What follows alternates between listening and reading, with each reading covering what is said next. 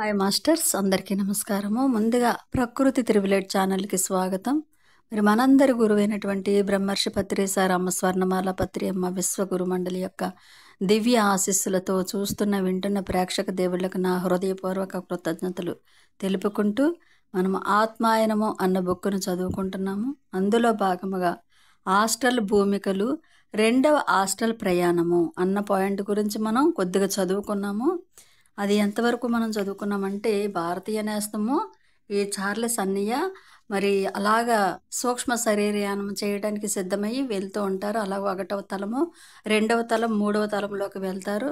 అక్కడ ప్రతీది కూడా అక్కడ చూస్తారు. అంటే అన్నీ కూడా అక్కడ ఎక్స్ప్లెయిన్ చేస్తూ ఉంటాడు అనమాట. ఒక పెయింటరు భూమి మీద ఉండేటప్పుడు అతను పెయింటర్ అనుకోండి, అతను చనిపోతే ఆ పైలోకాల్లో చక్కగా అక్కడ వదిలివేసిన విద్యని ఇక్కడ కూడా ఇంకా అద్భుతంగా సృష్టి చేసుకోవచ్చు.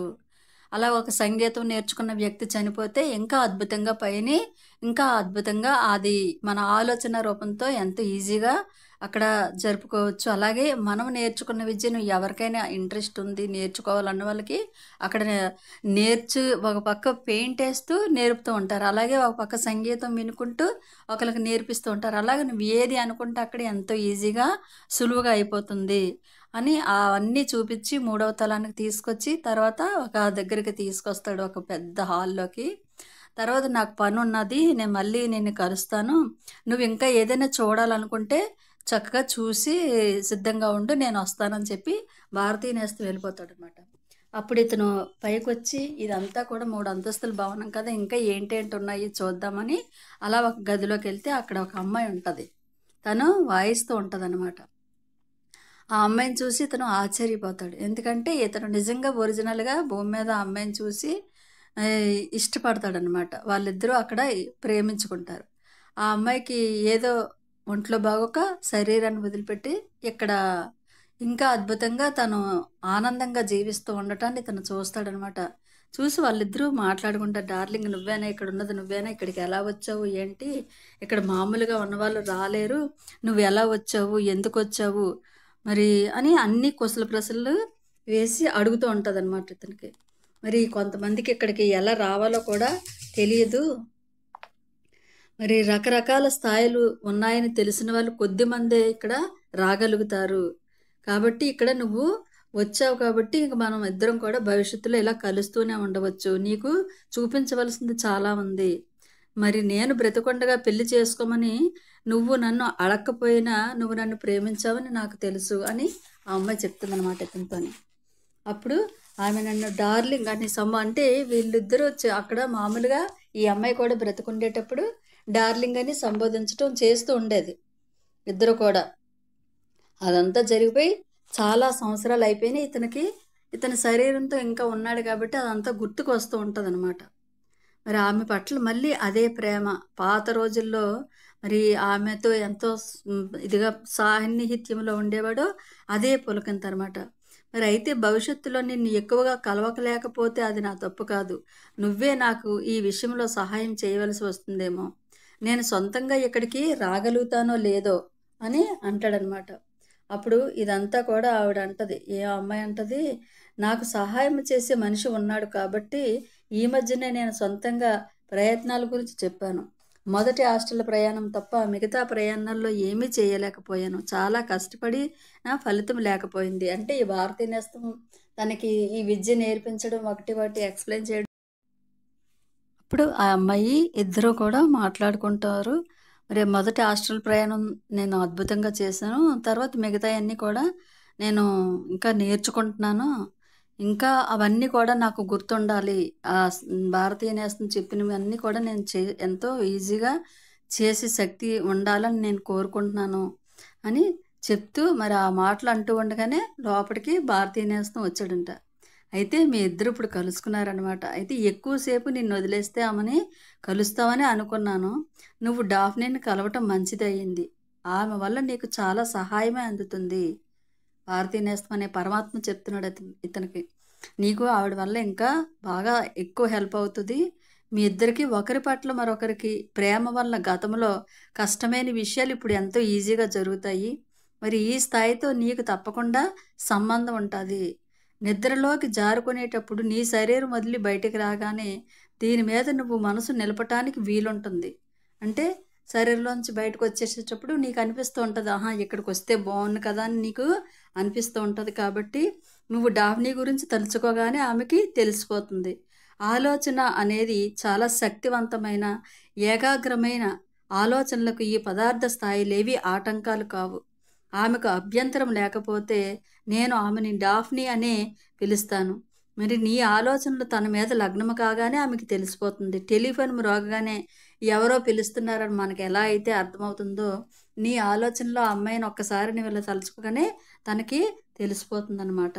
కాబట్టి డాఫ్నీ నిన్ను కలవడానికి రావటం అంటే తేలిక కాదు. అయితే మొదటి తలం నుంచి నువ్వు ఇప్పుడున్న 3వ తలానికి రావడానికి ఆమెతో అనుబంధం ఒక సాధనంగా పనిచేస్తుంది. నా చెయ్యి పట్టుకొని నన్ను ఆధారం చేసుకొని నాతో పాటు ఎలాగైతే ముందుగా మొదటి తలము, 2వ తలము, తర్వాత 2వ తలం నుంచి 3వ తలంలోకి వచ్చావో అలాగే అన్నమాట. మరి నీ సంకల్పాన్ని ఉపయోగించి దానితో పాటు మార్గాల త్రాళ్ళు అంటే ఈ లింకులు, తెలిసిన వారితో గల సంబంధాన్ని ఉపయోగించి ఇక్కడికి చేరుకోవడము అసలు కష్టమే కాదు. కాబట్టి తర్వాత ఇలా చెప్పాడట, చూడు ఇంకా నీకు కర్మ సిద్ధాంతం గురించి తెలీదు. మరి మీ సంబంధాలను మటుకు నిలిపేది అదే. మీ పరిమితికి చాలా అవసరమైన అవకాశాలను అదే ఇస్తుంది. ఈ కర్మ సిద్ధాంతము క్రైస్తవ దేశాల్లో దీన్ని సాధారణంగా కారణ ఫలిత సిద్ధాంతము అంటే భౌతిక స్థాయిలో ఉన్నప్పుడు ప్రతి మాట, ఆలోచన, పనుల వల్ల అది ఏర్పడుతుంది. మరి ఆ స్థాయిలో ఉండగా నువ్వు డాఫ్నీని ప్రేమించావు, ఆమె కూడా నిన్ను ప్రేమించింది. ఆ లోకములో ప్రేమ సఫలం కావాలంటే పెళ్లి జరగాలి. మరి ఆ పెళ్ళి మీ విషయంలో జరగలేదు కాబట్టి మీ ఇద్దరి మధ్య ఆ బంధం అలాగే ఉండిపోయింది. మరి దానిని ఏదో ఒక నాటికి మీరు తీర్చుకోవాలి. ప్రేమలో పడటం గురించి చెప్పవలసింది చాలా ఉంది. మరి ఒక మనిషి ప్రేమలో పడ్డా లేదా ప్రేమలో పడినట్లు ఊహించుకున్నా తాను ఇవ్వదలుచుకున్నాడన్నమాట. మరి తాను ఇవ్వాలనుకునేదానికి బదులుగా అతను కొంతకాలం వరకు దేనిని కోరడు. మరో విధంగా అతడు ఇవ్వాలనుకున్న అత్యున్నతమైనది ఊరుతూ ఉంటుంది. ఆ ఇవ్వడం అనే కారణం ఫలితాన్ని ఇచ్చి తీరాలి. కర్మ సిద్ధాంతము తన సహజ పద్ధతిలో పనిచేయాలి. ప్రేమను నిజంగా ఇచ్చిపుచ్చుకునే ఆదర్శ భాగస్వామ్యంలో అన్ని రకాల ప్రగతి ఉంటుంది. ఎందుకంటే ఒకరికొకరు అన్ని విధాల సహాయపడటానికి చాలా సంసిద్ధంగా ఉంటారు. అందుకే మీ సంపర్కాన్ని నేను అంగీకరిస్తున్నాను. నిన్ను నేను ఉద్దేశపూర్వకంగా ఇక్కడికి తీసుకురాలేదు. ఎందుకంటే నేను చెప్పిన కర్మ సిద్ధాంతము సహజ పద్ధతిలో జోక్యం చేసుకున్నట్లు అవుతుంది. ఈ భిన్న పరిస్థితుల్లో మళ్ళీ మీరు కలవడము విధి నిర్ణయం కావచ్చు. అంటే మీ ఇద్దరు ఇప్పుడు కలవడం ఒక విధి నిర్ణయంగా మీరు కలుస్తున్నారు. కాబట్టి మీ ఇద్దరి కలయిక మరి సాధ్యమయ్యేలా చేసిన పరిస్థితుల ప్రభావాన్ని మీరు సానుకూలంగా చేసుకోవడం అన్నది మీ చేతుల్లోనే ఉంది. విధి విలాసమో భగవత్ లీల మరి ఎంత అద్భుతమైనవో కదా. అది మరి చార్లెస్ చనిపోకుండా ఉండి ఉంటే, నువ్వు అంత బాధపడకుండా ఉండి ఉంటే నీకు సహాయం చెయ్యమని వివరాలు చెప్పి నన్ను పంపి ఉండేవాళ్ళు కాదు కదా.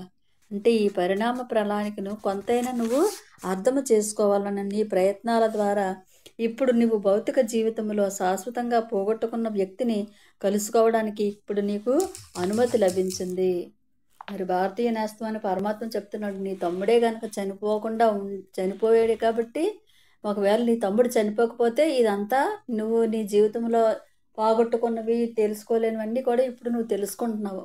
మరి నీ తమ్ముడు మరణించి ఉన్నందువల్లే కదా నేను నీ దగ్గరకు వచ్చి ఇదంతా కూడా నీకు చెప్పాను. కాబట్టి నీ జీవితంలో నువ్వు పోగొట్టుకున్నవన్నీ ఆ పోగొట్టుకున్న వ్యక్తిని కూడా నువ్వు కలుసుకునే అవకాశం నీకు లభించింది.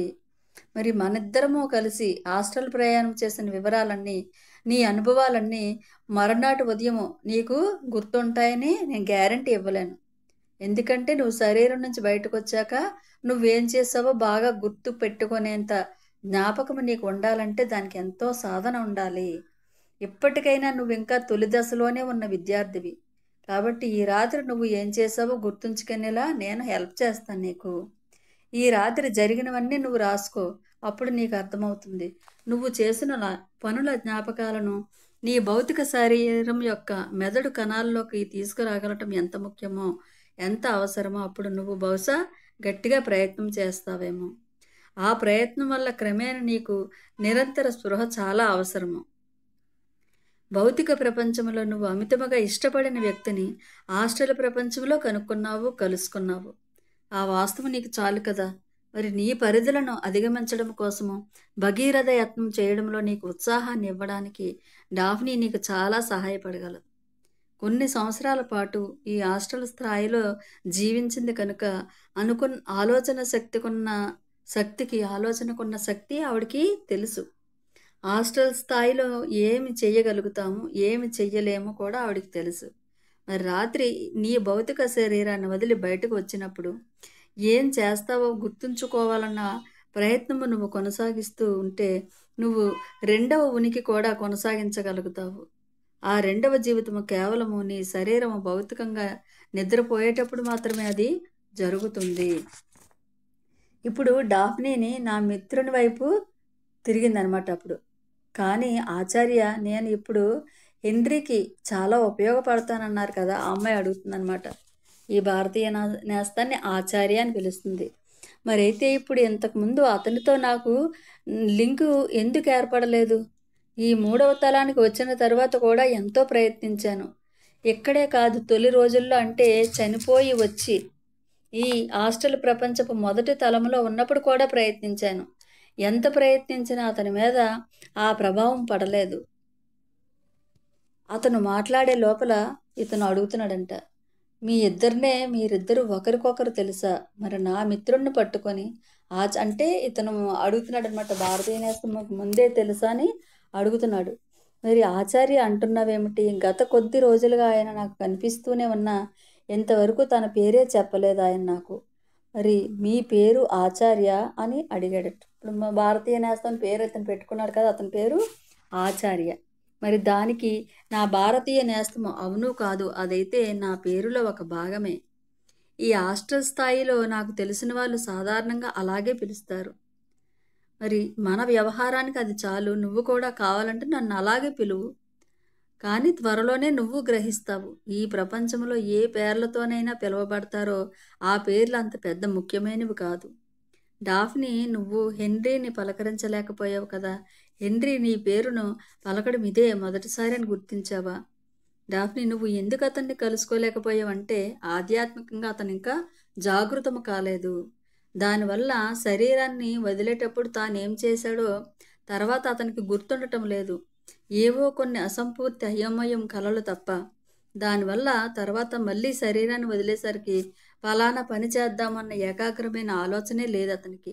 నువ్వు అతనితో మాట్లాడావు, నాకు తెలుసు. అయితే నువ్వు అనుకున్నట్టుగా భౌతిక ప్రపంచంలో నీతో మాట్లాడేటప్పుడు అతడు కనబరిచినంత ఆసక్తి ఇప్పుడు నువ్వు పలకరించినప్పుడు అతనిలో కనబడలేదు. కొద్ది రోజుల క్రితము రాత్రిపూట నువ్వు చెప్పిన దాన్ని అతను గుర్తుపెట్టుకొని ఉండాలని నువ్వు ఆశించినప్పుడు నీకు చొక్కెదురైంది. అతనికి సరిగ్గా గుర్తులేదు. ఎందుకంటే అప్పటికతడు మెలకువగా లేడు, జాగృతము కాలేదు. తాను అమితముగా ప్రేమించిన తమ్ముడు చార్లెస్ మరణం లాంటి గొప్ప ట్రాజడీ జరిగితే గాని అతని వెలుగు కోసము తప్పించలేదు. అంటే మామూలుగా ఉంటే ఎవ్వరు కూడా ఏమీ తెలుసుకోలేరు. ఎప్పుడైతే తన తమ్ముడు మరణించాడో అప్పుడు అతను తప్పించగలిగాడనమాట. ఒక అతీంద్రియ జ్ఞానము కోసం వెంపర్లాడలేదు, ఇప్పుడు వెంపర్లాడాడు. పెద్ద కష్టం వస్తే గాని తెలుసుకోవాలన్న జిజ్ఞాస ఉదయించలేదు అతనికి. మనిషి నిజంగా ఏది కావాలని కోరుకుంటాడో కష్టపడితే దానిని పొందగలుగుతాడు. తలుపు తట్టు, అది నీ కోసం తెరుచుకుంటుంది. వెతుకు, దొరుకుతుంది అన్న మహానుభావుడి క్రీస్తు. అవి అక్షర సత్యాలు. అయితే మనం ఇప్పుడు కదలాలి. నీకు చూపించవలసింది చాలా ఉంది. మళ్ళీ నీ శరీరంలోకి తిరిగి వెళ్ళవలసిన టైం అయిపోతుంది. డాఫ్నీ, నువ్వు కూడా వస్తావా మాతో అని అడిగాడు. తప్పకుండా వస్తాను. మీకు ఉన్న పరిజ్ఞానంతో, మీ సాయంతో ఇంతవరకు నా పరిమిత పరిజ్ఞానంతో నేను వెళ్ళలేకపోయిన స్థలాలకు వెళ్ళగలుగుతాను. అంటే ఈ భారతీయ నేస్తం అంటే ఆచార్య రెండు ఒక్కటే. అతనితో నేను వస్తాను, ఇంకా అన్నీ కూడా తెలుసుకుంటాను అని చెప్తుందనమాట. అప్పుడు ఆచార్యులు నన్ను చూసి, ముందు నీ వాచి చూసుకో, నీ శరీరాన్ని వదిలిపెట్టి ఎంతసేపు అయిందో చూసుకో అని అన్నారు. ఆ వాచి వైపు చూడగానే మరి విచిత్రంగా అది అస్పష్టంగా కనిపిస్తుంది. ఎంత టైం అయ్యి ఉంటుందో ఊహించడానికి ప్రయత్నించాను. ఆ చూసినప్పుడల్లా నా ఆలోచనకు అనుగుణంగా టైం మారుతూ కనబడుతుంది. అంటే నా గడియారంలో ఒక్కోసారి ఒక్కో టైము ఇక్కడ తెలియటం లేదంటే నా తలలో ఆలోచన మారే కొద్దీ నా గడియారం గంట కూడా మారిపోతుంది. అంటే మనం హాస్టల్ లోకంలో ఉండేటప్పుడు మనం స్పష్టంగా నాకు అది కావాలి అని అడిగేటప్పుడు అది స్పష్టంగా మనకి అక్కడ జరుగుతుంది.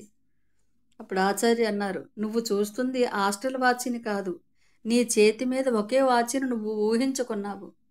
చేతికి వాచి కట్టుకు తిరగటం నీకు అలవాటు కనుక టైం తెలుసుకోవాలన్న ప్రతిసారి అప్రయత్నంగానే నీ చేయి ఎత్తి చూసుకుంటావు.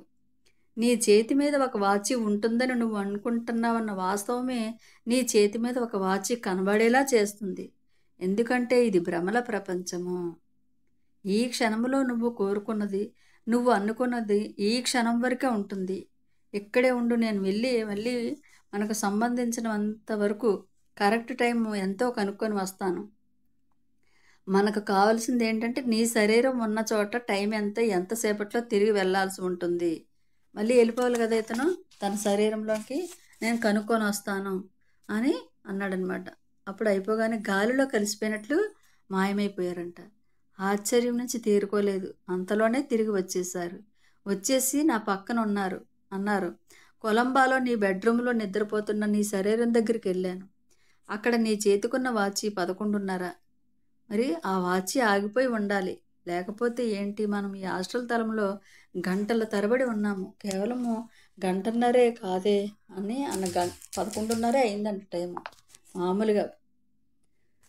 దానికి ఆచార్యులు, భౌతిక స్థాయిలో నువ్వు అలవాటు పడిన టైం కన్నా హాస్టల్ తలంలో టైము వేరుగా ఉన్నట్లు అనిపిస్తే త్వరలోనే గ్రహిస్తావు.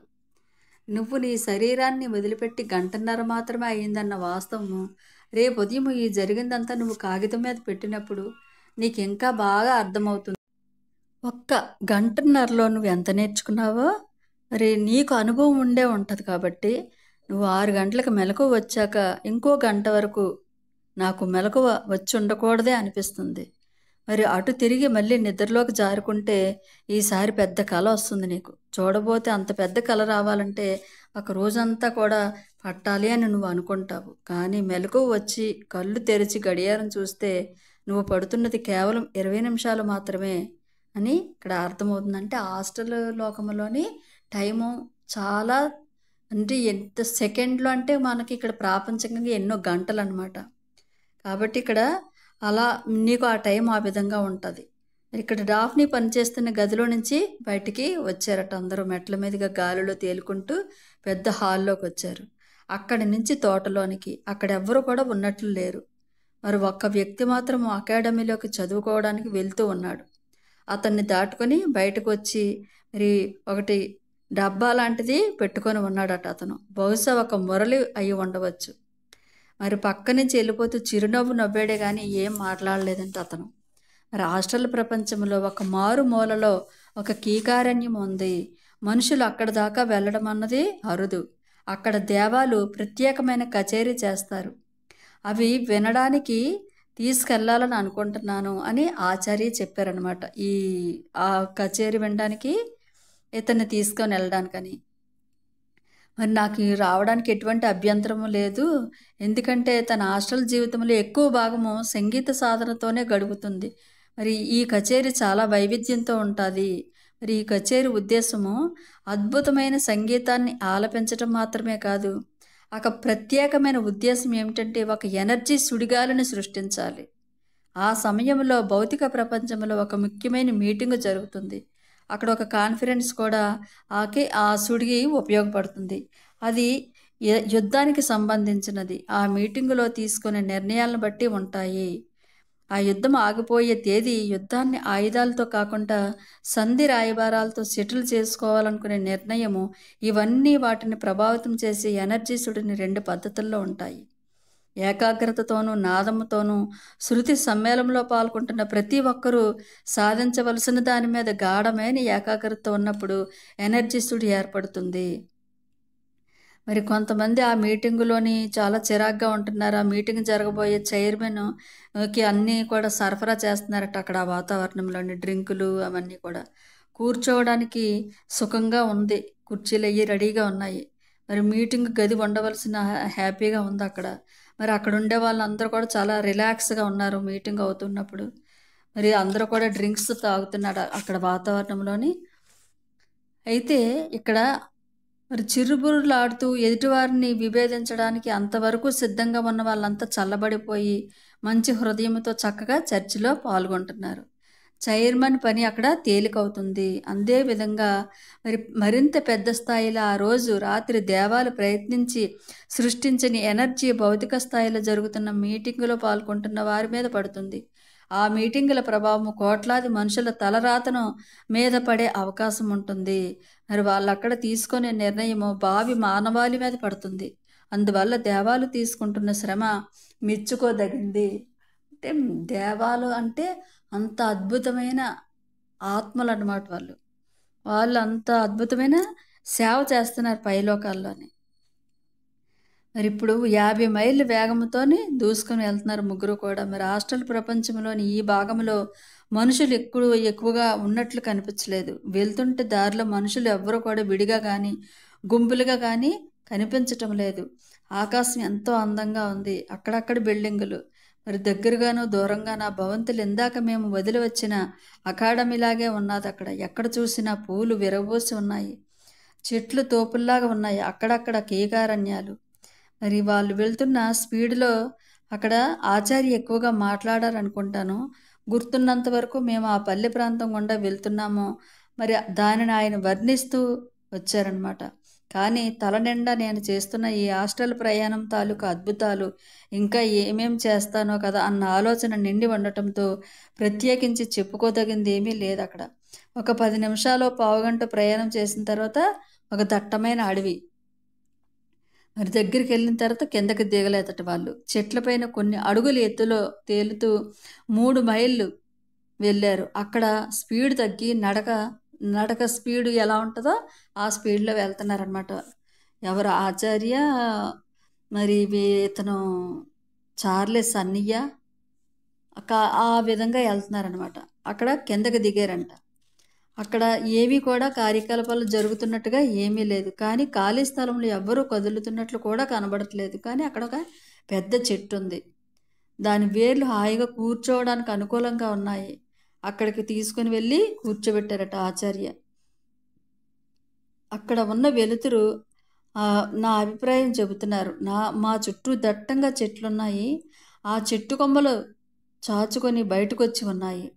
భారతదేశంలో అడవులున్నట్లు, అందువల్ల క్రింద ఖాళీ స్థలం ఎక్కువగా ఉన్న పైన కొమ్మలు కనబడిన ఖాళీ తక్కువగా ఉండి వెలుతురు నీలం కలిసిన బూడిద రంగులో ఉండి చక్కల వెన్నెల కన్నా స్పష్టంగా ఉన్నట్టు అక్కడ ఆ విధమైన వాతావరణం ఉందన్నమాట.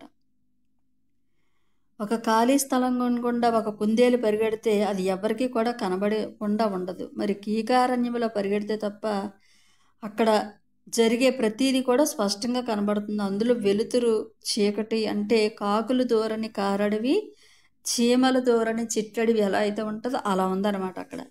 అక్కడ కూర్చున్న కొన్ని నిమిషాల తర్వాత ఒక మరుగుజ్జుల్లాగా పొట్టిగా ఉన్నవాళ్ళు ఒక బృందంగా వచ్చి ఖాళీ స్థలంలో అక్కడికి వచ్చారంట. వచ్చి ఎడం వైపు వాళ్ళు అర్ధచంద్రాకారంలో కూర్చొని పద్మాసనం వేసుకొని కూర్చున్నారట. వాళ్ళు 10 మంది వరకు ఉన్నారు.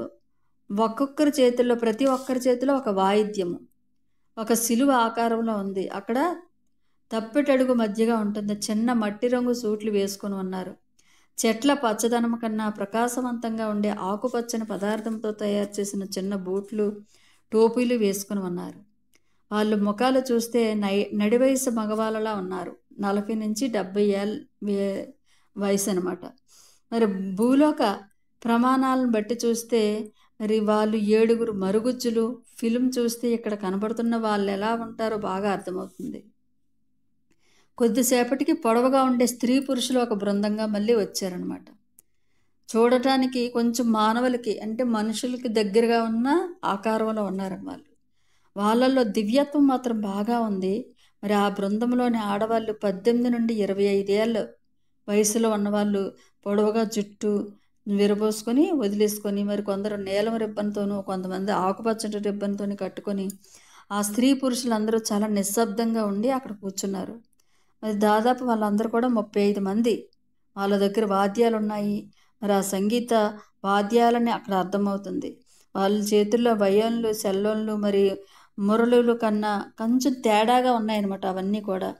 వాళ్ళందరూ అక్కడ సర్దుకొని కూర్చున్నారు. అందరూ కలిసి చక్కని బృందంగా. మరి మరుగుజ్జులకు 20 గజాల దూరంలో వీళ్ళు నించొని చూస్తున్నారనమాట వాళ్ళందరినీ. మరి పొడవైన చెట్ల చిగురు కొమ్మలు మాత్రం కొంచెం కదులుతున్నాయి. ఒక 2 నిమిషాల పాటు ఆశ్చర్యకరమైన నిశ్శబ్దం ఉన్నట్లుండి ఒక్కసారిగా మరుగుజ్జులు డ్రమ్ము వాయించడం మొదలుపెట్టారు. వాయిస్తూ మంద్రస్థాయిలో ఏదో ఉచ్చరించటము మొదలుపెట్టారనమాట పొట్టిగా ఉన్నవాళ్ళు. మరి వాళ్ళ స్వరము డ్రమ్స్ శబ్దంతో చక్కగా కలిసిపోయి వాళ్ళ నోట్లోంచి వస్తున్న స్వర మాధుర్యము చాలా మంత్రోచ్చరణలో ఉందట. అది గాలిలోనే విపరీతమైన శక్తి, ఒక ఎనర్జీ అన్నది ఫ్లో అవుతుందన్నమాట. వాళ్ళు సృష్టించడానికి కృషి చేస్తున్న శక్తి అదే. మరి సుమారు 6 శ్లోకాలు ఉచ్చరించాక రెండో బృందము వాళ్ళదే అసలు ఆర్కెస్ట్రా వాద్య సంగీతం మొదలుపెట్టారు. ఆ సంగీత మాధుర్యాన్ని వర్ణించడం ఇక్కడ అసాధ్యము. ఆ మంత్రోచ్చరణతో నెమ్మదిగా వినిపిస్తున్న డ్రమ్స్ శబ్దంతో అది చక్కగా ఆ వాతావరణం అంతా చాలా హ్యాపీగా ఉందన్నమాట. అక్కడ వినేవాళ్ళు మరి పెద్దలు రావటము, ఆ మాధుర్యానికి అందరూ కూడా అక్కడ ముగ్ధులైపోయి వింటున్నారట. అందరూ కూడా ఒక స్పష్టమైన కదలికలలో ఆ స్వరాలలో ప్రధానాంశం మళ్ళీ మళ్ళీ వినిపిస్తూనే ఉంది. 2 చరణాలు పూర్తయ్యాక మూడో చరణము మధ్యలో ఉండగా ఉన్నట్లుండి అద్భుతమైన మానవ గొంతుకు లాంటిది ఒకటి కంగుమని వినిపించింది. ఆ స్వరం పైనుంచి వచ్చినట్లు అనిపించగానే చూశారండి వెనక్కి తిరిగి. కానీ ఎవరూ కనిపించలేదు. కొద్దిసేపు అయ్యాక ఆచార్య నా దృష్టిని ఖాళీగా అవతల ఎదురుగా ఉన్న చెట్టు మీదకు మళ్లించారు. అక్కడ చిటారు కొమ్మ మీద అత్యద్భుత సౌందర్య రాశి అయిన అమ్మాయి కూర్చొని ఉంది. ఆమె జుట్టు గాలిలో తేలుతుంది. ఆమె వెనుక అద్భుతమైన స్వర సమ్మేళనంలో ఆమె సోలోగా పాడుతుంది. అంటే వీళ్ళందరూ కిందన వాయిస్తున్నారు, ఆ అమ్మాయి చాలా చక్కగా పాడుతుందన్నమాట. పెద్దగా గొంతు విప్పి పాడటం లేదు, కానీ ఆమె పలుకుతున్న ప్రతి స్వరం కూడా స్వచ్ఛంగా స్పష్టంగా వినబడుతుంది. అది నా గుండెను ఊపేస్తుంటే నాకు ఏడ్చేయాలనిపిస్తుంది ఇక్కడ చెప్తున్నారనమాట.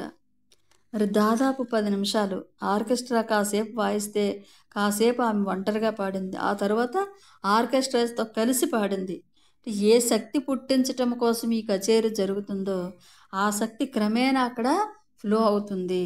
మరి 4వ చరణం దగ్గరికి వచ్చేసరికి ఇందాకటి 2 బృందాలు ఈమె మొత్తం ముగ్గురు ఏకమైపోయి కచేరీలో అప్పుడు కచేరీ ఒక ముగింపు వచ్చేసింది. ఆ స్వర సమ్మేళనం గాలిలో కలిసిపోయినట్లు మాయమైపోయింది. మళ్ళీ నిశ్శబ్దము. మరి అందరూ కూడా మరి తలెత్తి చుట్టూ చిటారు కొమ్మను చూశాను. అవి వీళ్ళు ఆచార్యనా చార్లెస్ అన్నయ్యనా? అక్కడ ఆవిడ లేదట. ఆర్కెస్ట్రాతో వచ్చిన బృందము, మరుగుజ్జుల బృందము అక్కడే ఉన్నారు, కానీ ఆ అమ్మాయి లేదనమాట చెట్టు పైన. వాళ్ళందరూ కూడా నేల మీద కూర్చొని ఉన్నారు.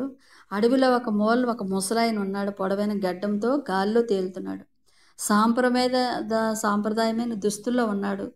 అది నెమ్మదిగా గంభీరంగా నడుచుకుంటూ వచ్చి ఆ ఖాళీ ప్రదేశం మధ్యలో నిలబడ్డాడట అతడు.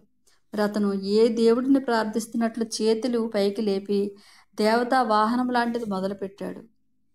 ఎందుకంటే ఆ 2 బృందాల వాళ్ళు తలల వంచి ఆయన ఉచ్చరిస్తున్నది వింటున్నారు. ఆయన అంటున్నదేమిటో ఒక్క ముక్క కూడా వీళ్ళకి అర్థం కాలేదు, కానీ ఆయన చేస్తున్న ప్రార్థన ఇందాక చేసిన పని విజయవంతం పూర్తి కావాలని కోరుతున్నాడు.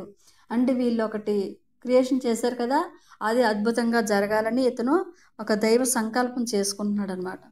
మరి అక్కడ ఆ సంకల్పాన్ని గురించి వాళ్ళు పనిచేస్తున్నారు. మరి ఈ 2 బృందాల్లో ప్రతి ఒక్కరూ విజయం కోసం శక్తి వంచన లేకుండా మనసును ఏకాగ్రం చేస్తున్నారు. అదంతా పూర్తి అయిపోయింది. ముసలాయన అడవిలోకి వెళ్ళిపోయాడు. బృందాల వాళ్ళు లేచారు. అంటే ఇలా మరుగుజ్జులు పొడవుగా ఉన్న వాళ్ళు కూడా లేచి వచ్చిన ఎలా అయితే వచ్చారో అలా మాయమైపోయారు అనమాట. మరి ఆ కచేరీ ప్రభావము ఈ ఆచార్య అన్నయ్య పైన ఇంకా అలాగే ఉందన్నమాట. అక్కడి నుంచి వెలబుద్ధి అవ్వటం లేదు అతనికి. ఎప్పుడైతే ఆచార్య ఇంకలే మనం వెళ్ళిపోదాం, పొద్దున్న లేచేసరికి నీకు ఎంతవరకు గుర్తుంటాయో చూడాలని ఉంది, మనం వెళ్ళిపోదాం పదా అని ఆచార్య చెప్తాడనమాట. ఇంకా ఈ వాతావరణం నుంచి ఇతను ఇంకా కోలుకోలేదు. అక్కడే అలా ఆ ఆలోచన అక్కడే పెట్టాడు. మరి అలా అలా వెళ్తూ ఇంటికి వెళ్ళిపోయి ఆ జరిగిన తంతు ఉద్దేశము ఆచార్య మరి వీళ్ళకి వివరించారు. ఆయన చెప్పేది ఏమిటో ఇతనికి ఇంకా అర్థం కాలేదు, కానీ ఆ జరిగిన కచేరీలో ఆద్యంతం ఏర్పడిన అత్యద్భుతమైన ఆధ్యాత్మిక ప్రభావం గురించి ఆయన వివరించారని తెలుస్తుంది. మరి ఆ మరుగుజ్జులు ప్రకృతాత్మలు, ఆ ఆర్కెస్ట్రా వాళ్ళని దేవాలు మానవులకు సమాంతరంగా పరిణామం చెందుతున్న వాళ్ళు. మానవుల పరంగా నేను డాఫ్ని ఎలా ఎదుగుతున్నామో వాళ్ళు అలాగే ఎదుగుతున్నారు. సోలో పాడిన అమ్మాయి మాత్రం వేరే కోవకు చెందింది. ఆమె చాలా డెవలప్ అయిన, అంటే చెట్టు పైన ఆయన కూర్చొని ఒక అమ్మాయి పాడింది కదా, ఆ అమ్మాయి ఇంకా సీనియర్ అన్నమాట. మరి ఒక మానవులలో బాగా పరిణామం చెందిన వ్యక్తి ఎలాగో అలాగే, అంటే ఇక్కడ మనుషుల్లోని బాగా ఆధ్యాత్మికంగా పై లెవెల్లో ఉన్న వ్యక్తి ఎలా అయితే ఉంటారో ఆ అమ్మాయి కూడా ఆ స్థాయిలో ఉంది అక్కడ. ఒక పూజారి, ముసలాయన అన్న అతను ఒక పూజారి లాంటివాడు. ఎందుకంటే మానవుల్లో ఎలా అయితే పూజారులు మరి ఈ పూజలకే అంకితమై ఉంటారో, ఈ దేవాల విషయంలో వాళ్ళు కూడా అలాగే ఉంటారు. కాబట్టి అదంతా అయిపోయింది. మరి ఇక్కడ బయటకు వచ్చేసారు. బిల్డింగులు అతని మనసులోనే అలాగే చార్లెస్ అన్నీ మనసులో అవన్నీ మెదులుతున్నాయి అన్నమాట. అప్పుడు ఆచార్య అన్నారట, భవిష్యత్తులో నేను ఎక్కడికి వస్తూ ఉండటము అవసరమవుతుంది కదా, అందుకని ఈ బిల్డింగ్ వరకు స్వప్రయత్నం మీద రాగలననే ధీమాతో డాఫ్నీని అడిగాను. నేను మళ్ళీ నిన్ను ఎలా కలుసుకుంటే, ఇతను ప్రేమించిన అమ్మాయి ఉంది కదా డాఫ్ని, నేను మళ్ళీ నిన్ను కలుసుకోవాలంటే నేను ఎలా రావాలి నీ దగ్గరికి అని అప్పుడు అడిగితే ఆ ఆచార్య చెప్పారట, ఆమె ఈవేళ నేను చూసిన గదిలోనే ఉంటూ ఉంటుంది. హాస్టల్ ప్రపంచంలో మితిమీరిన జనాభా ఉండదు. కాబట్టి చాలామంది తమ పనుల కోసము ఒక నిర్దిష్టమైన స్థలాన్ని ఉంచేసుకుంటారు. అయితే ఆమె నివసిస్తున్న చిన్న కుటీరాన్ని చూపించమని ఆయన డాఫ్నీకి చెప్పారు. ఆ మాటతో అంటే నువ్వు ఎక్కడుంటావు అని అడిగితే అప్పుడు ఆవిడ చెప్పిందనమాట, మమ్మల్ని వచ్చి తన కుటీరం చూడమంది. ఈ ఆచార్యనని చార్లెస్ అన్నిని రమ్మందనమాట. వాళ్ళు అలాగా ఆ కుటీరానికి వెళ్ళి అక్కడ కనిపించిన దృశ్యానికి ఆశ్చర్యపోయారు. ఆ పెద్ద భవంతికి వెనక వైపున 6 మైళ్ళ దూరంలో ఒక లోయ ఉంది. ఆ లోయలోకి ఒక గార్డెన్ సిటీ హాస్టల్ రూపంలో ఉంది. అక్కడ పరుచుకొని ఉన్న ఇల్లు చిన్నవే కానీ ప్రతి చిన్న కుటీరం చుట్టూ కనీసం 1 ఎకరం భూమి ఉంది. చూడగా అక్కడ ప్రతి ఇంట్లో ఉండే వ్యక్తి తన ఇల్లు ఎలా ఉండాలో ప్లాన్ చేసుకోవటంతో పాటు తన అభిరుచులకు అనుగుణంగా తన తోట ఎలా ఉండాలో కూడా ప్లాన్, అంటే హాస్టల్లోని బయట ప్రాపంచికంగా మనం ఇల్లు ఇలా ఉండాలి, గార్డెన్ ఇలా ఉండాలి, ఇంటీరియర్ ఇలా ఉండాలని మనం అనుకుంటాం కదా, అలా అలా ఉందంట అక్కడ వాతావరణం. మరి అక్కడ చాలా అందం అనమాట. అదంతా కూడా చాలా బాగుంది. మరి ఇక్కడ కాటేజీలు అయితే ఇంగ్లాండ్లోని అందమైన పల్లె ప్రాంతాల నుంచి ఎత్తుకొచ్చి, అంటే ఈ ప్రాపంచికంగా వాటిని తీసుకొచ్చి పైలోకంలో పెడితే ఎలా అయితే ఉంటుందో అంత అద్భుతంగా అంత అందంగా గుర్తుకొస్తున్నాయంట ఆ వాతావరణం. మరి 2 ఇళ్ళైన తూర్పు దేశాల దేవాలయాలను పోలి ఉంటాయి. రకరకాల శిల్పి వాస్తు సంపదల పట్ల ఆసక్తి కలిగిందని గమనించిన ఆచార్య, నేను చూసిన చాలా మహమ్మదీయ గుళ్లను పోలిన మరి 2 కాటేజీలు చూపిస్తూ తమ గదికి పూర్తిగా ధ్వని సంబంధమైన లక్షణాలు ఉండాలని కోరుకున్న వాళ్ళు మరి ఆ ఇల్లుని నిర్మించుకున్నారు. అంటే ఆచార్య అక్కడ వాతావరణాన్ని విడమర్చి ఆచార్య చార్లెస్ అన్నీకి చెప్తున్నారనమాట. మరి డాఫ్ని తన కాటేజీ మాకు చూపించాలని చాలా ఉత్సాహంగా ఉందట. ఆమె వెనకే వీళ్ళు బయలుదేరారు. ఒక 200 గజాలు బాట వైపు నడిచి ఒక గేటు తెరిచి ఒక తోటలోకి తీసుకెళ్ళింది వాళ్ళిద్దరిని. అక్కడ రంగురంగుల ఉజ్వలంగా కనబడుతున్నాయట. మరి ఆ తోటలోని ఆమె కాటేజీని ఒక స్వప్నంగా, ఒక గృహము అద్భుతంగా ఉందన్నమాట. ఆ ఇంటి డిజైన్ చూడగానే చాలా నచ్చిందంట తనకి. పోర్టికో ముందు ఒక చిన్న లాన్ ఉంది. ఆ లాన్ మధ్యలో నీడనిచ్చే చెట్టు ఉంది. విస్తరించి ఉన్న దాని కొమ్మల మీద ఎన్నో ఫ్రేమ్ కుర్చీలు ఉన్నాయి. వాటి మీద కుషన్లు ఉన్నాయి. మరి ఆకర్షణీయంగా కూర్చుంటే చాలా సుఖంగా ఉన్నట్లుగా చాలా హ్యాపీగా ఉందన్నమాట. మరి ఆరు బయట చూస్తే వర్షానికి తడుస్తాయన్న భయం కానీ, దొంగలు ఎత్తుకుపోతాయన్నదేమి, బయట వస్తువులున్నా పోతాయని భయం ఏమీ లేదనమాట. లోపలికి వెళ్ళారు. మరి 4 గదుల్లో అన్నిటికైనా పెద్ద గదిని చూపించింది డాఫ్ని. మరి మాట్లాడుకునే ఆ గది, దానిలో తెరలు, తివాసీలు, సోఫాలు, పడక కుర్చీలు, మరి మనం ఉపయోగించే బల్లలు అన్నీ కూడా అక్కడ సిద్ధంగా ఉన్నాయట. అన్యుల దృష్టిని ఆకర్షించాలన్న సూచన లేదు కానీ డాఫ్ని ఆలోచన పూర్తి రూపం ఇది.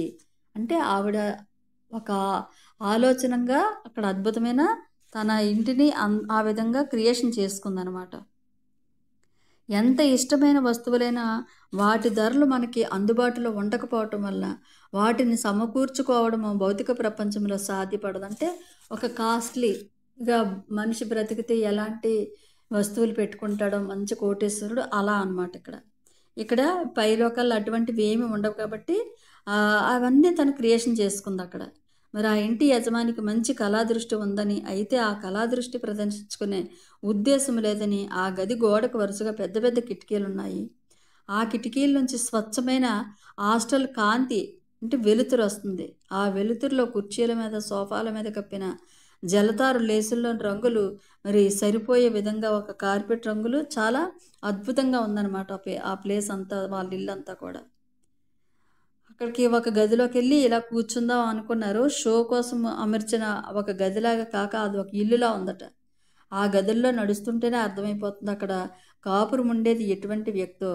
ఆ ఇల్లు చూస్తే అర్థమవుతుంది డాఫ్నీ ఆ ఇంటిని మాకు చూపించాలని ఎందుకు అనుకుందో. ఇక రెండవ పెద్ద గది బెడ్రూమ్. ఆడవాళ్ళ బెడ్రూమ్ లాగే ఉంది. ఒక మూలలో దివానం ఉంది. మరి ఆ గదికి తగినట్లుగా హాస్టల్ ప్రపంచంలో నిద్ర దైనందిన జీవితంలో భాగము కాదు కదా, మరి బెడ్రూమ్ అవసరం ఉంటుంది అని ఆశ్చర్యపోయాను. అక్కడ డాఫ్నీ నాకు అర్థం కావాలని ఒక మాట అంది. చదువుకునేటప్పుడు, ఆలోచించుకునేటప్పుడు హాయిగా వెనక్కి వాలి పడుకుందామనో అనుకుందామనో అనిపించే సందర్భాలు ఉంటాయి కదా, మరి అటువంటప్పుడు ఆ దివాన్ మీద మనం రిలాక్స్ అవుతూ ఉండొచ్చు. అలాంటిది అక్కడ ఉందన్నమాట. నేను ఎన్నో గంటలు ఈ విధంగా నేను గడుపుతాను ఇక్కడ అని చెప్పిందనమాట. మిగిలిన గదిలో లైబ్రరీ, తర్వాత వంటిల్లు, తర్వాత తను ఎంతో కళాత్మకంగా అమర్చుకున్న గదులు అన్నీ కూడా మొత్తం చూపించింది. మరి ఆ లైబ్రరీలో పుస్తకాలు చూస్తుంటే అవి చదివేద్దామా అనిపించేలా ఉన్నాయంట. అక్కడే ఉండాలని అనిపించింది. కానీ తిరిగి వెళ్ళవలసిన సమయం అవుతుంది కాబట్టి తోటలో కొంచెం సేపు గడుపుదామని ఆఖరి కోరిక కోరాడట చార్లెస్ అన్నయ్య. మరి పూల మొక్కల మధ్య తిరగటము, కొన్ని పూలను ప్రత్యేకించి వాసన చూడటము, అవి భూమి మీద ఎలా అయితే ప్రాపంచికంగా ఉంటాయో కొన్ని సువాసనలు ఉన్నాయని తెలుసుకోవటం ఎంతో ఆనందంగా ఉంది. మరి ఆ విషయం గురించి మాట్లాడుతూ ఆచార్య, ఫలానా పువ్వుకు ఫలానా వాసన ఉంటుందని ముందుగానే అనుకుంటూ వాసన చూస్తే అదే వాసన వస్తుంది. అలా కాకుండా ఇంతకుముందు ఎప్పుడూ తెలియని కొత్త పువ్వును వాసన చూడాల్సి వస్తే అప్పుడు కూడా దాని అసలు వాసన ఏదైనా, ఏ వాసన ఊహిస్తున్నావో దాని రూపాన్ని బట్టి నీకు ఇక్కడ ఆ విధంగానే ఉంటుంది అని చెప్పాడంట ఆచార్య. మరి తర్వాత ఇక్కడ ఆచార్య చార్లెస్ అన్నయ్య బయటకు వచ్చేసారు. ఆమె ఇంట్లో నుంచి టాటా చెప్పారు. మరి అక్కడికి వచ్చే దారంటూ తెలిస్తే తప్పకుండా ఆమె దగ్గరకు వస్తానని చెప్పాడట డాఫ్నీతోటి చార్లెస్ అన్నయ్య. మరి మళ్ళీ గాలిలో తేలుతూ ఆ బిల్డింగ్ వైపుకి వెళ్ళి ఒక గొట్టు మీద దిగారట. బిల్డింగ్ మరోసారి బాగా చూసి మనసులో ముద్రించుకో, డాఫ్నీ ఉన్న ప్లేస్ని నువ్వు గుర్తుపెట్టుకొని ఆచార్య చెప్పాడట. మరి ఎప్పుడు రావాలనుకున్న ఆ బిల్డింగ్ యొక్క రూపాన్ని సంపూర్ణంగా మనసులోకి తెచ్చుకుంటే సరిపోతుంది అని అనగానే అతను అలాగే గుర్తుపెట్టుకున్నాడనమాట. మరి ఇక కొలంబాలోని నా శరీరం దగ్గరికి తిరిగి వెళ్ళవలసిన టైం అయిపోయింది. ఏ పద్ధతిలో హాస్టల్ ప్రపంచంలోని ఈ తలానికి వచ్చామో అదే పద్ధతి ద్వారా తిరిగి వెళ్ళిపోవచ్చు. దాని గురించి దిగులు పడవద్దన్నారు. మరి నేను చేయవలసింది ఏంటంటే నా కొలంబాలోని నా బంగ్లా ముందున్న లాన్లో తలుచుకొని దాని ఆలోచన రూపాన్ని తయారు చేసుకోమన్నారు. ఇంతకు ముందు చేసినట్లే నా చేతిని పట్టుకున్నారు. అలా పట్టుకున్నది కేవలం నా స్థైర్యాన్ని ఇవ్వడానికి తప్ప అసలు అలా పట్టుకోవాల్సిన అవసరమే లేదు. నా శక్తిని అంతా కూడదీసుకొని మనసును ఏకాగ్రతం చేయటము అంటే మళ్ళీ ఇప్పుడు తన శరీరంలోకి వెళ్ళిపోవాలి కాబట్టి ఆటోమేటిక్గా అతను అలా పరిసరాలు అస్పష్టంగా మారటము, ఎటువంటి గాలి తగులుతున్నట్లు అనిపించకపోయినా ఆకాశ శూన్యంలో కదులుతున్నట్లు అనిపించి తెలియకుండానే కళ్ళు మూసుకొని మరి తన తోటలోకి, నా తోట యొక్క ఆలోచన రూపాన్ని, ఆ తోట ఎలా ఉంటుందో ఆ రూపాన్ని మనసులో తెచ్చుకొని దాన్ని పట్టుకొనే ఉన్నాడు. బహుశా కొన్ని క్షణాల తర్వాత మరి ఆ భావన ఆగిపోయి కళ్ళు తెరిచేసరికి ఆచార్య నా పక్కనే ఉన్నారు. మరి అతని బంగ్లాలోని బయట లాన్లో ఉన్నాడు. మరి నా ముఖంలో ఆశ్చర్యము చూసి నవ్వారట. మేమిద్దరం వెంటనే బంగ్లా లోపలికి వెళ్ళాము. తాళం పెట్టి ఉన్న సింహద్వారం గుండా మెట్లెక్కి పైకి వెళ్ళి బెడ్రూమ్ తలుపుల గుండా లోపలికి వెళ్ళిపోయారు. మూసి ఉన్న ఆ తలుపులు మమ్మల్ని ఆపటం లేదన్న విషయము నాకు ఇప్పుడు ఆశ్చర్యాన్ని కలిగించటం లేదు. ఎందుకంటే తనకిప్పుడు పూర్తిగా అర్థమవుతుంది. ఈ సూక్ష్మ శరీరయానం అంతా ఇతను నేర్పిస్తున్నాడు కాబట్టి అదెంతో ఈజీగా ఆ అనుభూతిని ఇప్పుడు పొందగలుగుతున్నాడు అనమాట. మరి భౌతిక శరీరం మేలుకొనే సమయం అయ్యేటప్పుడు కనబడే లక్షణం అదే.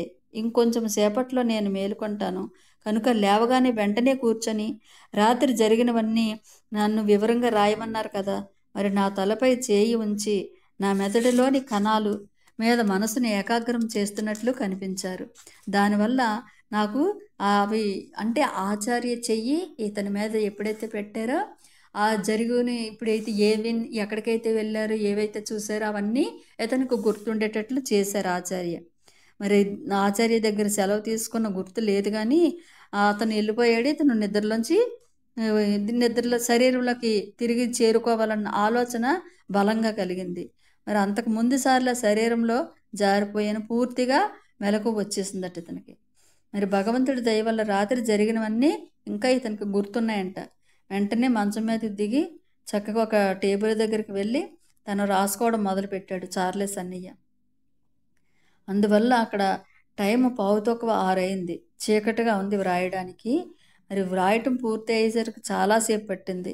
అయితే ఎవ్వరూ కూడా డిస్టర్బ్ చేయకూడదని ముందుగానే ఆకాంక్ష విధించి ఉన్నందువల్ల తను ముందుగానే అనుకున్నాడు అనమాట. అనుకోవడం తను ఎవరు డిస్టర్బెన్స్ చేయలేదు, ప్రశాంతంగా రాసుకోగలిగాడు. తర్వాత ఉదయం టిఫిన్ తినేసి ఆ రోజు రాసిందంతా ఒకసారి మళ్ళీ చదువుకొని ఏది మర్చిపోలేదు కదా అని మళ్ళీ రాసిందంతా చూసుకొని మరి రాత్రికి నా అంతటి నేనే 3వ భూమికలో డాఫ్నీ పనిచేసుకుంటున్న ఆ అకాడమీని గుర్తుపెట్టుకొని అక్కడికి వెళ్ళాలి అని నిర్ణయించుకున్నాడంట. మరి ఈసారి రాయడానికి కొంత సమాచారం ఉంది కనుక నేను నిజంగా సంబరపడ్డాడట. మరి నేనేదో గొప్ప పని సాధించానని కాదు కానీ ఎంతో కొంత విజయవంతంగా చేరుకు రాగలిగాను. మరి వాకింగ్ నుంచి తిరిగి వచ్చాకంటే తాను రాసుకున్న తర్వాత అలా వాకింగ్కి వెళ్ళి తర్వాత కొన్ని నిమిషాల పాటు రాసింది చదువుకొని తర్వాత లైట్ తీసేసి మళ్ళీ నిద్రకు ఉపక్రమించాడట. మరి నా శరీరం ఎలా ఉంటుందో నాకు బాగా తెలుసు. ఎదురుగా ఒక అద్దాన్ని, రాత్రి అయిపోయింది, ప్రతిబింబాన్ని ఊహించుకోవాల్సిన అవసరం లేకపోయింది. తొలి రోజుల్లో అలా ఊహించుకోమని నేర్పారు, ఇప్పుడు అవసరం లేదు. శరీరంలోంచి బయటకు వస్తున్న గుర్తు లేదు నాకు. అయితే నేను ఆ గదిలో విడిగా ఉన్నాను. నా శరీరం మంచం మీద పడుకొని ఉంది. ఎప్పటిలా తలుపు గుండా బయటకు వచ్చాను. మళ్ళీ రాత్రి అయింది. తను శరీరంలోంచి బయటకు వచ్చేసాడు. మరి బయటకు వచ్చిన తర్వాత అక్కడ కొన్ని గంటలు మాత్రమే ఆచార్యతో కలిసి నిలబడ్డాడు. రాత్రి 10:30 కూడా అయినట్లేదు. మనుషులు ఇంకా తిరుగుతున్నారు. రోడ్ల వెంట డ్రైవ్ చేసుకుని పోయేవాళ్ళు. అప్పుడు అర్థమవుతుందన్నమాట, నేను చూస్తున్నది భౌతికమైన కార్లను, మనుషులను కాదు, వారు హాస్టల్ రూపాలను. ఆ తొలి హాస్టల్ భూమికలో నేనున్నాను. మరి శరీరంలోంచి బయటకు వచ్చిన తర్వాత తను చూసేవి హాస్టల్ లోకంలో చూసినట్టుగానే కదా ఉంటుంది. అదనమాట ఇక్కడ. మరి ఇప్పుడు ఆ తొలి భూమిక నుంచి డాఫ్నీ ఉంటున్న 3వ హాస్టల్ భూమికలోకి వెళ్ళే ప్రయత్నం చేయాలి. ఇక నా శక్తి అంతా ఉపయోగించి మనసును ఏకాగ్రం చేసి సంకల్పించి అకాడమీ ఆలోచన రూపాన్ని తయారు చేయాలి. మరి తెల్లవారుజామున ఆచార్య భవంతిని జాగ్రత్తగా చూడమని చెప్పారు. కళ్ళు మూసుకున్నాను. నా సంకల్ప శక్తి అంతా ఉపయోగించి గాలి తగలకుండా కదిలిపోతున్న అదే ఫీలింగ్ రానే వచ్చింది. మరి స్పష్టంగా మరి డాఫ్నీ ఎలా అయితే ఎక్కడైతే ఉందో అక్కడ అది ఊహించుకోగానే అక్కడ ఎదురుగా కొండ మీద అకాడమీ కనబడుతుందట రాత్రిలాగా. మరి నాలో అతనిలోని భరింపలేని ఉద్విగ్నత. మరి నా సామర్థ్యంపై కంట్రోల్ తప్పిపోయినట్లుగా ఉంది. ఎందుకంటే ఉన్నట్లుండి ఆ అకాడమీ, ఆ పరిసరాలు అస్పష్టంగా అయిపోయాయి. ఆ తర్వాత నాకు గుర్తొస్తుంది ఏమిటంటే, కొలంబాలో నా పరుపు మీద నా భౌతిక శరీరంలో నేను మేల్కొన్నాను. నా గుండె రెండింతలుగా కొట్టుకుంటుంది. అంటే ఇతనికి ట్రై చేశాడు డాఫ్నీ దగ్గరికి వెళ్దాము అని, కానీ వెళ్ళేసరికి తను మళ్ళీ ఆ ఆలోచన మాయమైపోయింది అనమాట. ఒక గందరగోళంగా అయిపోయింది. మరి అక్కడికి వెళ్ళాను. నిజానికి ఎక్కడికి వెళ్ళాలనుకున్నానో అక్కడికి చేరుకున్నాను, కానీ విపరీతమైన ఎగ్జాంట్ని కంట్రోల్ తప్పిపోయి బయలుదేరిన చోటుకే తిరిగి అంటే మళ్ళీ శరీరంలోకి వచ్చేసాడు. మరి 2 గంటలు మెలకుగానే పడుకున్నాడట. మరి తెలివి తక్కువతనానికి కంట్రోల్ లేకపోవడానికి నేను అతనే తిట్టుకుంటూ ఆ తర్వాత మళ్ళీ నిద్రపోయాడనమాట. ఇంకోసారి ప్రయత్నించాలనుకున్నాడు కానీ ఈసారి అదుపులో పెట్టుకోవాలి. అప్పుడైతే నా భౌతిక శరీరానికి కావలసిన నిద్ర పూర్తి కాకుండా ఈ శరీరంలోకి తిరిగి రాను అని అనుకున్నాడనమాట. శరీరంలోంచి బయటికి రావటము, మనసుని ఏకాగ్రం చేశాడు మళ్ళీ ఇంకొకసారి. మళ్ళీ అకాడమీ బిల్డింగ్ రూపాన్ని ఆలోచనతో పెట్టుకున్నాడు. మరి ఈసారి శరీరాన్ని వదిలిపెట్టడము ఇందాకటి కన్నా కొంచెం వేరేగా ఉంటుంది. ఇక్కడ ఇందాకట్లాగా నా బెడ్రూమ్లో నిలబడిన జ్ఞాపకాలు ఏమీ లేవు ఈసారి. అయితే నేను ఎక్కడి నుంచైతే ఇందాక కొన్ని గంటల క్రితం కంట్రోల్ తప్పడం వల్ల కిందకి లాగబడ్డాను, సరిగ్గా అదే చోట నిలబడి ఉన్నాను. చాలా సంతోషం, ఆశ్చర్యం. కంట్రోల్లో ఉండటము అవసరమన్న విషయం ఈసారి గుర్తుపెట్టుకొని ఎలాగోలా నన్ను నేను ప్రశాంతంగా ఉంచుకున్నాను. అకాడమీ దగ్గరికి వెళ్ళే ప్రయత్నం చేయకుండా అక్కడే గడ్డిలో కూర్చుండిపోయి, అంటే ఆ పైలోకాల్లోనే ఉన్నాడు, అక్కడికి వెళ్ళలేదు. కొద్దిగా రిలాక్స్గా అక్కడే కూర్చుని ఉన్నాడు అనమాట. ఉండి అక్కడ మళ్ళీ మనసుని ఏకాగ్రం చేశాడనమాట. చేసి తర్వాత నిలబడి మళ్ళీ గాల్లో తేలుతూ ఆ బిల్డింగ్ సింహద్వారం దాటుకొని లోపలికి వెళ్ళి మేడ మీదకి వెళ్ళి డాఫ్నీ క్రితం రోజు రాత్రి ఏ గదిలో ఉందని స్పష్టంగా గుర్తుందో ఆ తలుపు దగ్గరికి వెళ్ళాడట. భౌతిక ప్రపంచంలో హాస్టల్ శరీరానికి మూసి ఉన్న తలుపుల గుండా వెళ్ళటం సాధ్యపడుతుంది కానీ ఇక్కడ ఆ అవకాశం లేదని ఇప్పుడు అర్థమైంది. ఎందుకంటే ఆ బిల్డింగ్ హాస్టల్ పదార్థంతో చేయబడింది. మరి ఆ శరీరము హాస్టల్ పదార్థంతో చేయబడింది కనుక మూసి ఉన్న తలుపు ఆటంకమే కాదు అక్కడ. మరి తలుపు తట్టి లోపల నుంచి సమాధానం వస్తుందేమో అని ఎదురు చూశాడు, కానీ ఎటువంటి సమాధానం లేదు.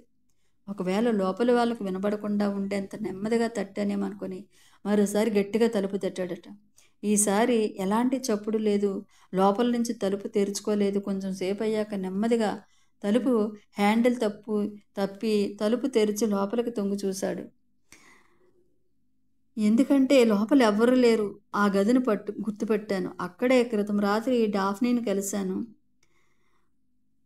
మరి మెట్లు మూసేసి మీదుగా తేలుకుంటూ కిందకు వచ్చి సింహద్వారం గుండా బయటకు వచ్చాడట. వచ్చి ఆ భవంతి పైకప్పు మీదుగా దాటుకొని డాఫ్నీ కాటేజీ ఉందనుకున్న వైపుగా వెళ్ళాడు. ఆ గార్డెన్ సిటీకి చేరుకోకముందే నేల మీదకి దిగి మరోసారి ఆ అందమైన పరిసరాలన్నీ చూసి స్వర్గాన్ని చూస్తున్నట్లుగా ఉందట. నిన్న రాత్రి నాకు అంతసేపు దానిని చూస్తూ ఉండిపోవాలనిపించింది. అక్కడ చాలా రకాల బంగళాలు ఉన్నాయి. నా కళ్ళ ముందు కనిపిస్తున్న దృశ్యానికి ఎంతో ఆనందపడి నేను చిత్రకారుడినైతే ఎంత బాగున్నో మరి చక్కగా అని మళ్ళీ ఆ శరీరంలోకి తిరిగి వెళ్ళగానే ఇప్పుడు నేను చూసిన దానికి దగ్గర పోలికలు ఉండేలా కనుబొమ్మలు ఉండేలా బొమ్మలో వేసి ఉండేవాడిని నేనే గనక చిత్రకారుడినైతే. మరి ఆ గార్డెన్ సిటీ ఒక లోయలో ఉంది. ఆ లోయ అలలుగా కదులుతుంది. దాని చుట్టూ నేల ఏటవాలుగా కిందికి పోయి దూరంలో స్పష్టంగా కనిపిస్తున్న కొండల వరుస దగ్గర అంతమవుతుంది.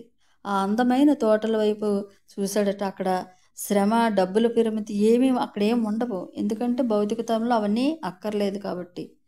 మరి పగటి కళలు కనటం వల్ల మనం బ్రతికొండగా ప్రత్యక్షంగా మనకేమీ ఫలితం కనిపించకపోవచ్చు. కానీ హాస్టల్ ప్రపంచంలో మనం ఏది కావాలంటే అది అక్కడ ఏర్పడుతుంది. మరి అలా అనుకుంటుండగానే ఒక ఆటంకం ఏర్పడింది. మరి నా దృష్టి ఒక స్త్రీ మీద పడింది. ఆమె ఒక మట్టి త్రోవ మీద నడుచుకుంటూ ఇతని వైపే పరిగెట్టుకొని వస్తుంది. ఆమె ఎవరో కాదు, డాఫ్నీ. ఆమె ఆనందంతో పొంగిపోతుంది. వచ్చేసావా హెన్రీ? నాకు భలే సంతోషంగా ఉంది. గత కొన్ని గంటలుగా నీకు సహాయం చేయాలని నేను చాలా ప్రయత్నం చేస్తున్నాను. నా ప్రయత్నం అంతా బూడిదలో పోసిన పన్నీర్ అయిందనుకున్నాను. కొద్దిసేపటి క్రితము నువ్వు నా దగ్గరకు ఉన్నట్లు అనిపించింది. ఒకసారి మాయతెర దాటుకొని నువ్వు ఎలాగో రాగలిగావు అనిపించింది, కానీ ఆ భావన క్రమంగా తగ్గిపోతుంది. ఆశ వదులుకున్నాను. అంతలోనే నువ్వు నా చుట్టుప్రక్కల ఉన్న ఫీలింగ్ కలిగింది. మళ్ళీ ఎందుకో తెలియదు, కానీ నేను ఇక్కడికి రావలసి వచ్చింది. పకట కలకంటూ అయినా నువ్వు నిజంగా అక్కడ నిలబడి ఉండడం చూసేసరికి సంతోషంతో నా గుండె కొట్టుకుపోవటమే ఆగిపోయినట్లు అనిపించింది. అంటే ఆమె రూపాన్ని చూశాడట ఎదురుగుంటును. మరి ఆమె ఫ్రాకులో చిన్న పిల్లలాగా, ఆమె శరీరం చాలా అందంగా ఉండి ఒక బ్రౌన్ రంగు డ్రెస్లోని ఆమె జుట్టు బంగారు వన్నె. మరి ఆమె ముఖానికి చక్కగా ఎంతో అద్భుతంగా ఎంతో అందంగా కనిపిస్తుంది అనమాట ఇతని కళ్ళకి. ఆ కళ్ళలో కనబడే ప్రేమ, మరి కొంతమంది మగవాళ్ళకి అది కనిపిస్తుంది. నాలోని జెంటిల్‌మెన్ బయటకొచ్చినట్లు అతనికి అనిపిస్తుంది. ఆమెను సంరక్షించాలని, కౌగిలించుకోవాలని, అలాగే పట్టుకొని ఉంచేసుకోవాలని అనిపిస్తుందట.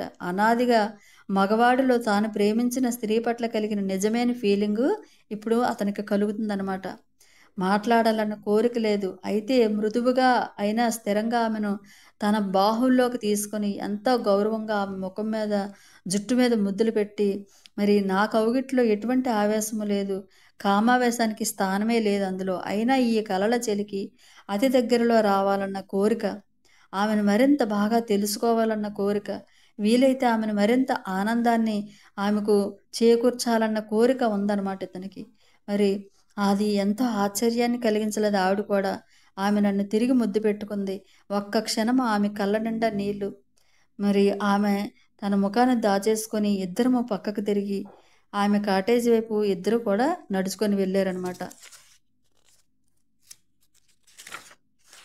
నడుచుకొని వెళ్ళిన తర్వాత అక్కడ లాంజ్‌లోని అక్కడున్న పియానో దగ్గరికి తీసుకెళ్ళి, ఆ పియానో వాయించి, వినిపించి, మరి డార్లింగ్ మ్యూజిక్ వినాలని అనిపిస్తుంది నాకిప్పుడు అని అడిగితే, ఆమె ఒక కుర్చీ లాక్కుని అక్కడ కూర్చొని అది వాయిస్తుందంట. నాకు చక్కగా పియానో వాయించవా నాకు అని అడిగితే ఆవిడ మ్యూజిక్ ప్లే చేసిందంట డాఫ్ని. అలాగే ఆ పాట ఎందుకు వాయించిందో గుర్తులేదు గానీ, ఎంతో హ్యాపీగా పరవశించి ఎంతో ఆనందంగా ఉందన్నమాట ఇతనికి. ఇంకా చక్కగా ఎంత ప్రశాంతత అంటే ఏ ఇతర సస్పెన్స్ అయినా ఆ అనుభవం ముందు దిగదుడిపే అన్నట్లు అనిపించిందనమాట ఇతనికి. మరి ఇద్దరు కూడా ఎంతసేపు మాట్లాడుకున్నారో తెలీదు. ఆ టైం అంతా అలా గడిచిపోయింది. ఇప్పుడు జరిగిందంతా కూడా డాఫ్నీకి చెప్తున్నాడనమాట. చార్లెస్ చనిపోయాక నేను పడిన బాధ, ఆచార్య గారు నా దగ్గరికి రావటము, మరి నిన్నటి సాయంత్రం వరకు నా అనుభవాలు, ఆయన సాయంతో డాఫ్నీని నేను ఎలా కలుసుకున్నాను, మరి అదంతా కూడా చెప్పి ఇద్దరు కూడా వేరు వేరు చైతన్య స్థాయిల్లో నివసిస్తూ ఉన్నా కూడా ఇద్దరం కలిసి సామాన్య జీవితాన్ని గడిపే అవకాశం లేకపోయినా కూడా ఇప్పుడున్న పరిస్థితుల్లో కలిసి మాదైన ఒక జీవితాన్ని ఏర్పరచుకుందాము. మృత్యు అనేది పురోగమనానికి కానీ ఆనందానికి కానీ ఏ విధంగా ఆటంకం కాదని మనం నిరూపించాలి. మరి మా ఇద్దరికి ఒకరి పట్ల ఒకరికి ఉన్న అభిమానమే అవసరమైనప్పుడల్లా మా ఇద్దరు గుండా అవతలకు వెళ్ళడానికి నాకు శక్తిని ఇస్తుందని ఇద్దరు కూడా ఫీల్ అయ్యారు. అటు నుంచి ఇటు రాలేదు, ఇటు నుంచి అటు లేదు, ఎటు వెళ్ళగలిగినా అటే ఆ ఫీలింగ్స్ అనమాట. మరి ఆ లోయలో ఉండే వాళ్ళ గురించి చెప్పింది ఆమె. మరి కొంతమంది ఆమెకి స్నేహితులు ఉన్నారు. మరి ఆ స్థాయిలో ఒకే రకమైన అభిరుచులు ఉన్నవాళ్ళు. మరి ఈ సంభాషణ అంతా జరగడానికి ఎంతసేపు పట్టిందో వాళ్ళిద్దరూ అలా మాట్లాడుకుంటున్నారనమాట. మరి ఈ లోపల ఇతనిలో కదలికలు అంటే ఆ భౌతిక శరీరము నిద్రపోవటం పూర్తి అయిపోయిందని ఇతనికి తెలిసి గబగబా డాఫ్నీకి బాయ్ చెప్పేసి ఆ గది గోడలు కరిగి పొగమంచైపోయి క్షణాల మీద మళ్ళీ అంతరిక్షంలో కదులుతున్న అనుభూతి. మరుక్షణము కొలంబాలో శరీరంలోని మేరుకులనమాట. ఈసారి మధ్యలో ఆగడము, బెడ్రూమ్లో మంచం మీద పడుకొని ఉన్న శరీరాన్ని చూడటం ఇవన్నీ ఏమీ లేవు. పూర్తిగా మేలుకొని గడియారం వైపు చూస్తున్నాడు. టైము 7 అయింది. గదిలోకి ఎండ పడుతుంది. వెంటనే మంచం దిగి డస్కు దగ్గరికి వెళ్ళాడు. రాత్రి జరిగినవన్నీ రాసుకొని మరి పూర్తి అయ్యేసరికి శరీరంలోకి వచ్చేసాడు. మరి ఇప్పుడు ఏదైతే తను చేసి వచ్చాడో సూక్ష్మ శరీరానో అదంతా రాసుకున్నాడు అనమాట. అది చేసి తర్వాత ఉదయం లేచి స్నానం చేసి బ్రేక్ఫాస్ట్ పూర్తి చేసుకుని ఆచార్య గారు వచ్చే టైం అయిపోయింది. వ్రాసిందంతా చూపిస్తే ఆయన ఏమంటారో, మరి తన శిష్యుడు ఈ పురోగతికి ఆయన సంతోషిస్తారా, లేక ఈ అనుభవం అంతా సముద్రంలో నీటి బొట్టు లాంటిదని, నేను భవిష్యత్తులో ఒంటరి ప్రయాణం చేయాలంటే ఎంతో కష్టపడి సాధన చెయ్యాలని అంటారా అని ఆలోచిస్తున్నాడు అనమాట. డాఫ్నీ ఇంకా ఇతని కళ్ళ ముందే కదలాడుతుంది.